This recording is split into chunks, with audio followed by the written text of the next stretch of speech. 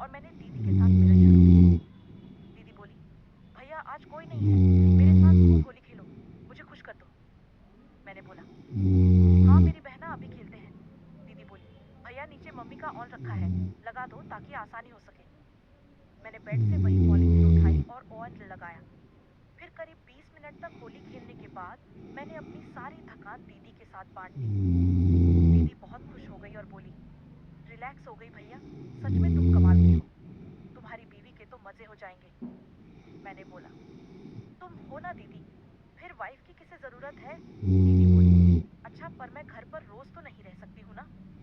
मैंने बोला, फिर मैं आपको बिना मिले कैसे रह पाऊंगा दीदी। एक काम करो, आप किसी तरह से मुझसे मम्मी को मिला दो, फिर कोई प्रॉब्लम नहीं रहेगी। दीदी बोली, पर ये कैसे होगा। मैंने बोला, आप सोचो ना। दीदी बोली, ठीक है आने दो, मम्मी को वापस फिर कुछ प्लान करती हूँ। अगले 4 दिन तक मैंने दीदी के साथ अच्छा समय बिताया। फिर मम्मी वापस आ गई। दीदी ने मुझसे कहा, मैं कल तुम्हें चाय देने नहीं आऊंगी, मम्मी को तुम्हारे कमरे में भेजूंगी, तुम सोने का नाटक कर लेना। अगले दिन मम्मी चाय देने के लिए जैसे ही किचन से निकली, दीदी ने मुझे कॉल किया। मम्मी आ रही हैं, मेरे राजा नाटक शुरू करो। मैंने कहा, हाँ दीदी। मैं सोने का नाटक करने लगा और तैयार रहा। मम्मी आई और देख एकदम से दंग रह गई। वे मुझे देखती रही। उन्होंने मुझे हल्की आवाज दी, पर मैंने कोई जवाब नहीं दिया। फिर वे चली गई। मम्मी के नीचे पहुंचते ही दीदी ने मम्मी से पूछा, भैया ऊपर है क्या, मुझे काम है थोड़ा उससे।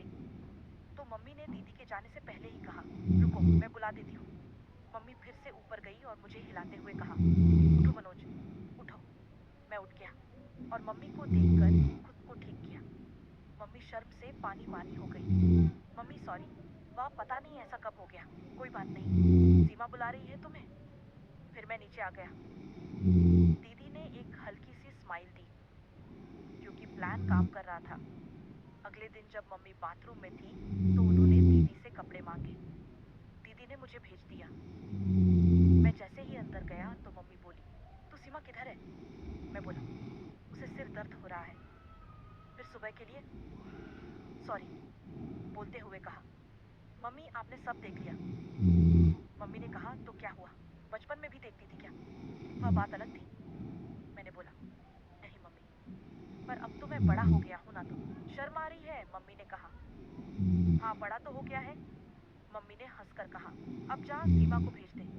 मैंने कहा, पर मम्मी उसकी तबीयत ठीक नहीं है, मुझे बोलिए क्या है। मम्मी का पूरा बदन लाल रंग से भरा था, उन्हें रंग निकलवाना था तो उन्होंने मुझे बताया। मैंने ठीक है कहकर रंग साफ करना शुरू कर दिया। फिर मुझसे रहा ना गया और मैंने बोला, मुझे भी कुछ देखना है। मम्मी बोली, पागल है क्या, अक्ल नहीं है। मैंने बोला, प्लीज मम्मी प्लीज। मम्मी बोली, ठीक है पर छूना नहीं। फिर मम्मी मेरी तरफ घूम गई। मम्मी को लाल रंग से भरा देखकर मैं हैरान हो गया और करीब 20 मिनट तक सोच में डूबे रहने के बाद मैंने अपनी सारी बातें मम्मी से बांट दी। तभी दीदी ने एकदम से गेट खोल दिया। मम्मी भैया आप दोनों यह सब क्या कर रहे हैं। मम्मी आपको शर्म भी नहीं आती है, आने दो पापा को सब बताऊंगी। मम्मी सीमा को देखकर घबरा गई और उससे माफी मांगने लगी। फिर दीदी ने कहा, ठीक है माफ कर दूंगी, पर एक शर्त पर। मम्मी बोली, क्या दीदी बोली, मुझे भी भैया के साथ समय चाहिए। आप अकेली केली दो दो लोगों के साथ समय बिता रही है और मुझे तो एक भी नहीं मिल रहा है। मम्मी तुरंत मान गई। मैंने तुरंत उसी वक्त सीमा को गले लगा लिया और मैंने अपनी सारी खुशियाँ दीदी के साथ बांट दी। शाम को मम्मी ने दीदी को गोली दी और खुद भी खाई। गोली खाने के बाद दीदी ने मम्मी से कहा, मुझे पापा से भी मिलना चाहिए।